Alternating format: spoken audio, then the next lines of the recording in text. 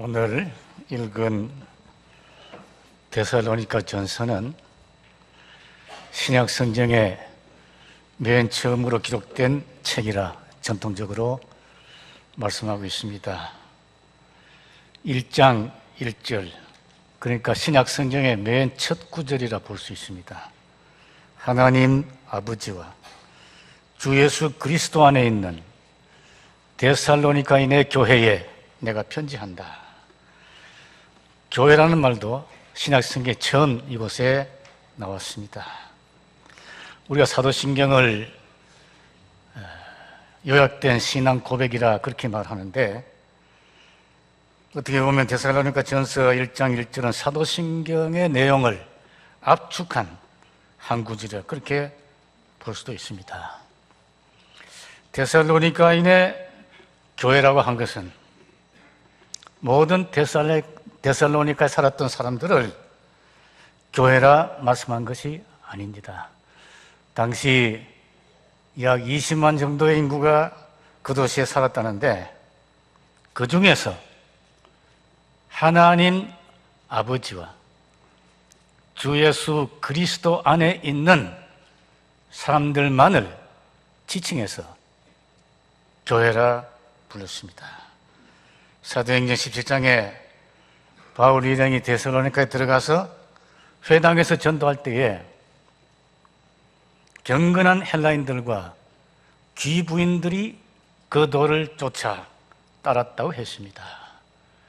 그들을 중심으로 그 후에 믿게 된 사람들이 데살로니가 교인들이었습니다. 첫째, 하나님 아버지 안에 있는 사람들이 교회입니다. 천지 만물을 창조하시고 우주 역사를 주관하시고 우리의 생사화복을 섭리하시고 독생자를 보내셔서 우리를 구원하시는 살아계신 존귀하신 하나님을 믿는 사람들, 그들의 집단이 교회입니다. 당시 데살로니가에는 많은 사람들이 여러 우상과 잡신을 섬기고 살았었습니다. 그런 사람들이 다 교회가 아니고, 가난했든지 무식했든지 아무 상관없이 오직 하나님 아버지 믿고 의지한 그 사람들을 교회라고 말씀했습니다. 둘째로, 예수 그리스도 안에 있는 사람들입니다. 나사렛 예수가 그리스도, 메시아다, 우리의 구주이심을 믿고 의지하고 따르는 무리가 교회입니다.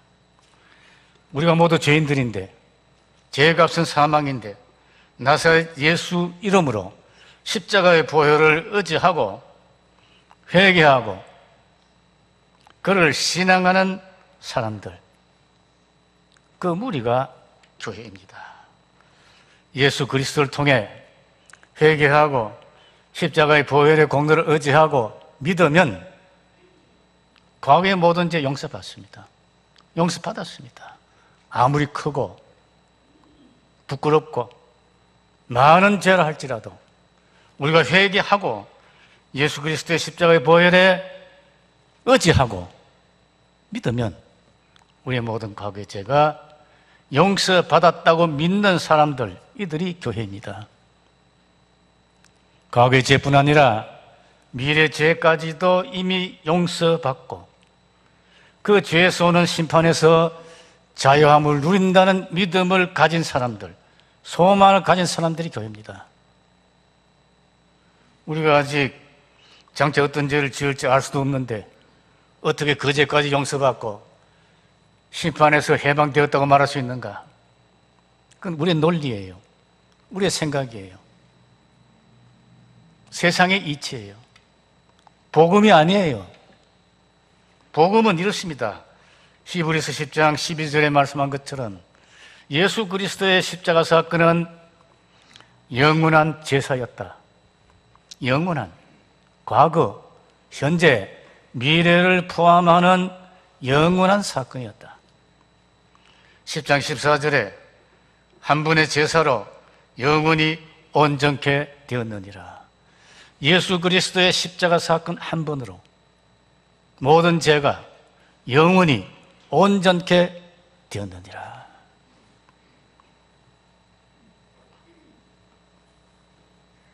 반복되지 않습니다. 예수 그리스도의 십자가 사건은 그날 갈보리에서 단 한 번 있었습니다. 단번에 영원히 모든 죄를 도말하신 것입니다. 우리 미래 죄까지도 이미 용서받고 구원의 상태에 있다면 우리가 마음 놓고 죄 지을 수 있지 않느냐. 이거 사람 생각입니다. 못된 생각입니다. 그때도 그렇게 말하는 사람들이 있었어요. 그래서 사도 바울께서 여러 곳에서 그 문제를 지적하셨습니다. 로마서 6장 15절에 우리가 법 아래 있지 아니하고 율법 아래 있지 아니하고 죄 지으면 그대로 정죄받는 율법 아래 있지 아니하고 은혜 아래 있으니 용서받은 정죄에서 자유함을 받은 은혜 아래 있으니 죄를 지으리요. 그럴 수 없느니라. 그럴 수 없느니라. 왜? 우리가 더 이상 죄의 종이 아니고 사탄의 자녀들이 아니고 의의 종이고 하나님의 자녀들이기 때문에 죄를 싫어하고 멀리하고 피하고 미워하고 대적하는 것입니다. 그러면 우리가 죄 지지 않느냐? 그렇지 않지요. 그럼 우리가 다 아는 거예요. 그럼에도 불구하고 우리가 실수하고 실패하고 넘어지고 죄 짓고 이거 어떡합니까? 회개하는 거지요. 끊임없는 회개. 끊임없는 회개. 우리가 끊임없이 회개한다는 것이 우리가 사죄의 은총 아래 있다는 증거입니다. 회개하지 않는 것은 그리스도의 사죄의 은총 밖에 사는 거예요. 매일매일 끊임없는 회개의 삶. 그리고 우리가 이 세상 마지막 떠나는 날 주님의 보좌 앞에 나갈 때 우리가 찬송하는 대로 만세 반석 열리니 내가 들어갑니다. 빈손 들고 앞에 가 십자가를 붙드네. 의가 없는 자라도 우리에게 무슨 이유가 있습니까? 이유가 없어요. 의가 없어요. 의가 없는 자라도 도와주심 바라고 생명샘에 나가니 마음을 씻어 주소서. 그게 구원이에요. 우리가 용서받은 의인으로 주님의 보좌 앞에 서는 것입니다. 그것이 미래의 구원입니다. 셋째로 교회는 예수 그리스도가 우리의 주심을 왕이심을 믿고 섬기고 순종하는 사람들의 모임입니다. 개인적으로, 교회적으로, 사회적으로 날마다의 삶 속에서 예수 그리스도가 주시다, 왕이시다 고백하며 의지하고 순종하는 사람들의 집단, 공동체가 교회입니다. 이것이 쉬운 일은 아닙니다. 우리가 날마다 경험하고 있습니다. 제가 전에도 이 말씀을 드린 것 같은데 파사디나에 있는 풀러 신학교를 졸업한 미국 어떤 목사님이 책을 썼어요.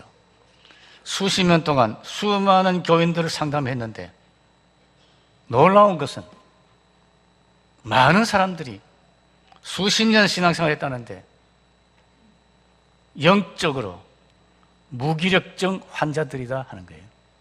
영적으로. 다른 종교를 믿는 사람이나 아무 종교가 없는 사람이나 별 차이가 없다 하는 거예요. 무기력하다는 거예요.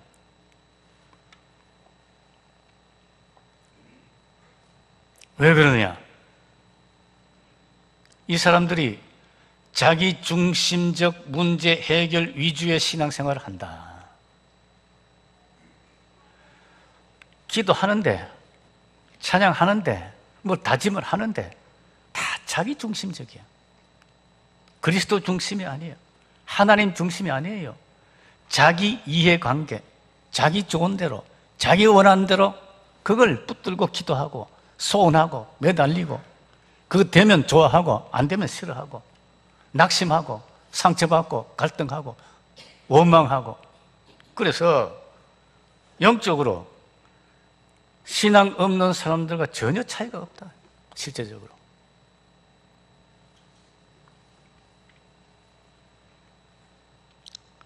어떻게 해야 되느냐? 승리의 비결은 예수 그리스도를 주님으로, 왕으로 의지하고 모든 것을 맡기고 순종하는 길밖에 없다. 그것밖에 승리의 길이 없다는 거예요. 예수 그리스도를 주님으로, 왕으로 의지하고 살았던 초기 교회 사람들은 강력했었습니다. 영적으로, 도덕적으로, 사회적으로 사실 강력했었어요. 그들은 유대인도 아니고 헬라인도 아닌 특별한 사람들처럼 보였었습니다. 사람들은 제3의 사람들, the third people, 그리스도인, 크리스찬, 그렇게 초기 교회 사람들을 지칭했었습니다. 그들은 우리보다 훨씬 더 가난했고 무식했고 사회 정치적으로 많은 어려움이 있었고 박해가 있었고 적지 않은 순교자들이 배출되었지만은 그들은 많은 사람들을 하나님께로 인도하고 그 당시에 잘못된 풍조와 제도를 바꾸고 세상을 새롭게 하는 역동력이 있었습니다. 생명력이 있었습니다. 사도행전 17장에 바울 일행이 처음에 데살로니가에 들어갔었을 때 그곳 사람들이 소동했다 그랬었습니다. 어찌할 바를 몰랐었어요. 이 사람들이 바울 일행을 보고 크리스찬들을 보고 이렇게 말하잖아요. 이 사람들은, 이 크리스찬들은 가이사 로마 황제보다도 예수라는 임금에게 더 복종한다. 예수라는 임금이 따로 있다고 한다. 이들이 이 세상을 어지럽게 한다. 어떤 영어성에 보면 upset the world, upside down the world, 세상을 막 둘러엎는다.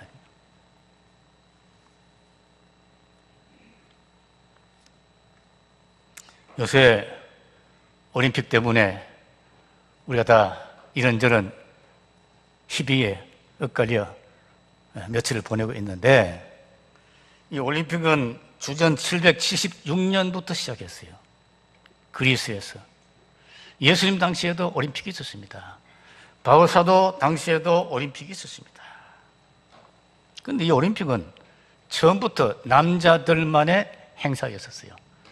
남자들만 뛰고 남자들만 응원하는 거예요. 여자들은 뛸 수도 없었고 구경도 못했어요. 그런 시대예요. 그 시대가 여자는 무시되었던 시대예요. 유대인 남자들이 회당에 가서 기도할 때에 세 가지 때문에 감사했다고 합니다. 첫째, 이방인으로 태어나지 않고 유대인, 선민 이스라엘로 태어난 것 감사합니다. 둘째, 여자로 태어나지 않고 남자로 태어난 것 감사합니다. 셋째, 노예로 태어나지 않고 자유자로 태어난 것을 감사합니다. 그 시대 문화예요.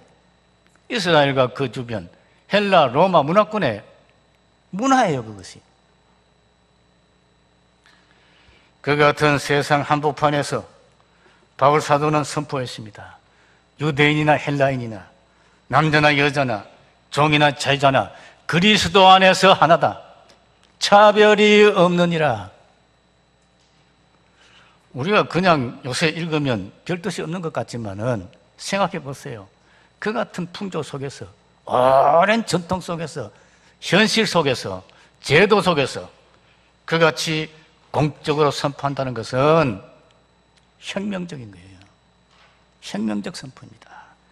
그리스도 안에서 유대인이나 헬라인, 이방인 무슨 차별이 있느냐? 남자, 여자 무슨 차별이 있느냐? 종과 자유자가 같다, 하나다 이거예요. 새 세상을 창조하는 거예요. 로마 제국이 그렇게 기독교를 박해하다가 결국은 기독교를 유일한 신앙으로 받아들였습니다. 기독교 국가가 되고 394년에 디오도시우스 황제가 올림픽을 중단했어요. 왜? 이 올림픽이라는 것은 그리스의 제우스 신을 축제하는 이단 우상 숭배이기 때문에 기독교 국가에서는 할 수 없다. 이게 중단된 거예요. 약 1500년 중단되었었어요. 1896년에 현대올림픽이 부활되었어요. 스포츠를 통해서 건강을 증진하고 국제적 친선을 도모한다 등등의 이유로 이걸 다시 시작한 것입니다. 예수 그리스도를 왕으로 섬기고 순종하는 삶이 쉽지 않습니다. 다른 사람들과 달라야 할 때가 많기 때문입니다. 어떤 때는 손해와 고난을 감수해야 합니다. 또 순종한다고 해서 내가 원하는 대로 되지 않을 경우가 많습니다.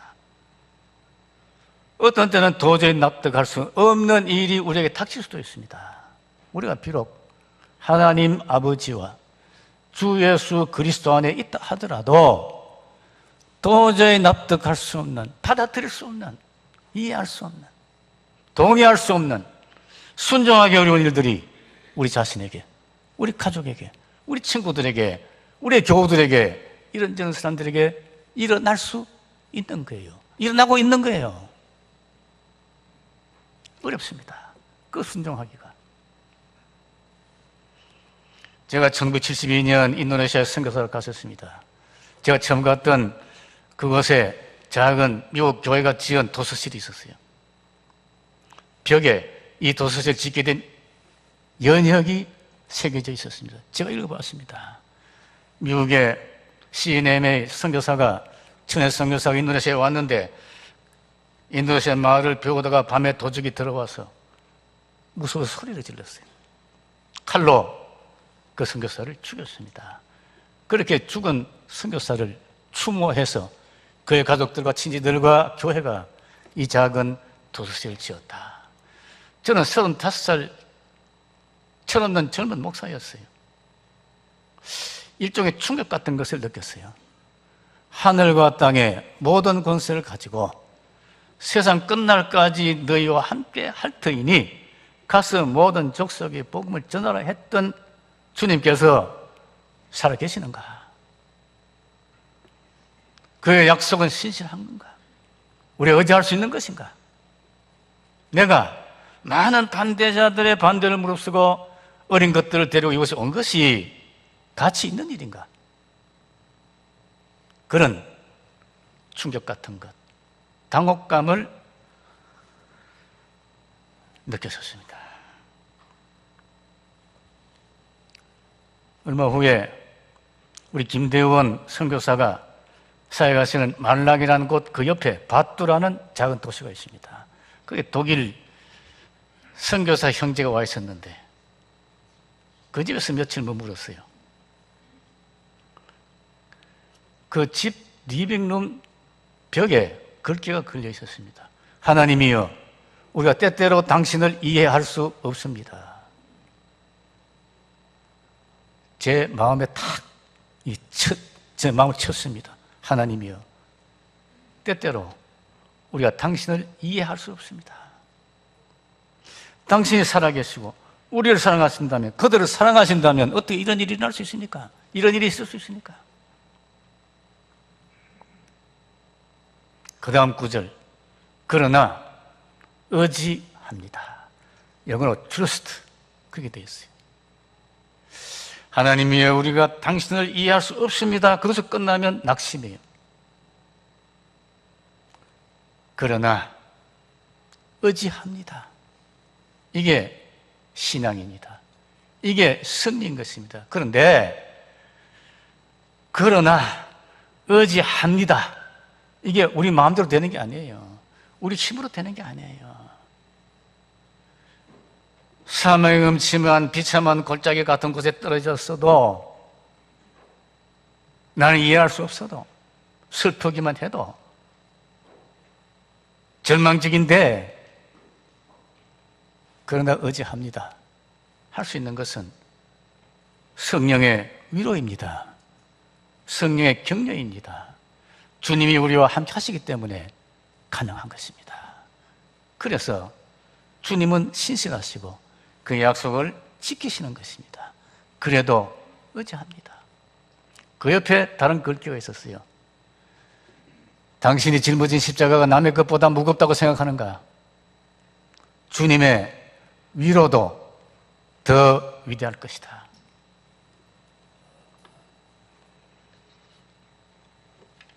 주님의 위로와 격려와 주시는 용기와 힘으로 우리가 이 사악한 영적으로 도덕적으로 패배한 이 세상에서도 예수 그리스도가 왕이라 믿고 순종하고 사는 것입니다.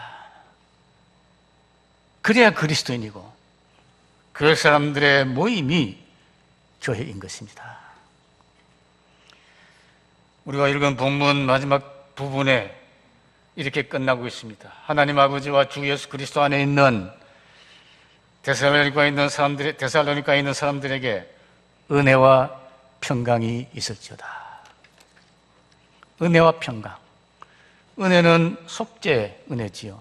구원의 은혜입니다. 우리가 날마다 누리는 하나님의 특별한 은혜입니다. 평강, 은혜의 결과입니다. 은혜의 결과로 우리가 누리는 복인 것입니다. 그런데 이 평강은 세상 사람들이 생각하는, 우리가 세속적으로 생각하는 것과는 다릅니다. 주님께서 말씀하시기를 내가 너에게 평안을 끼치노니 내가 주는 것은 세상이 주는 것과 같지 않다 하셨습니다. 세상의 평안, 그냥 자기 마음대로 되는 것, 물질적인 것, 현세적인 것, 이런 등등 이런 것들이 세상이 주는 평안이지만은 주님께서 우리에게 주시는 평강은 그것들을 초월한, 우리의 현재 여건과 조건과 형편을 초월한 그런 평강입니다. 제가 인도네시아에 있을 때 자주 보르네오 섬에 갔었어요. 정글 속입니다. 요새 작은 비행기들 있잖아요. 개인 비행기. 그런 성경 비행기가 있는데 그걸 특별 주문해서 타고 들어가야 됩니다. 아무 교통수단이 없습니다. 가면 백인 선교사 2가정씩 강변에 밧줄을 닦아놓고 거기 들어가는 겁니다. 호주 선교사 댁에서 우리가 묵으면서 전도 훈련을 하는데 다른 지역에 있는 뉴질랜드 젊은 처녀 선교사가 카누를 타고 참석을 했어요. 같은 집에 있는데 밤마다 자기 방에서 찬송을 해요. 아코디온 치면서 평화로다. 하늘 위에서 내려오네. 저도 그때 34살 되었던 젊은 목사였는데, 그분 30대 이전에 아리따운 처녀였었어요. 뉴질랜드의 그 위생적인 환경과 좋은 환경을 부려두고 혼자 그 보르네오 오지에는 우물도 없고 수도도 없어요. 흘러내려가는 강물을 퍼다가 끓여 마셔야 되고, 길이 없어요. 강도를 타고 다녀야 되고, 강을 거기서 빨래하고 아침 저녁으로 거기서 목욕하고 모두가 거기가 화장실이고, 그런 환경 속에서 평화로다. 날마다 밤마다 찬양하는데 제가 잊을 수가 없어요. 지금도 가끔 생각하면 그리스도께서 주시는 평안이 참으로 특별한 것이다. 신비하다. 그런 생각을 합니다. 푸르툰 장로교회가 날이 갈수록 하나님 아버지와 주 예수 그리스도 안에 있는 거룩한 공동체로 하나님의 은혜와 평강이 넘치는 생명력 있는 교회로 성숙하고 전진하기를 기대하고 기원합니다. 기도하십시다.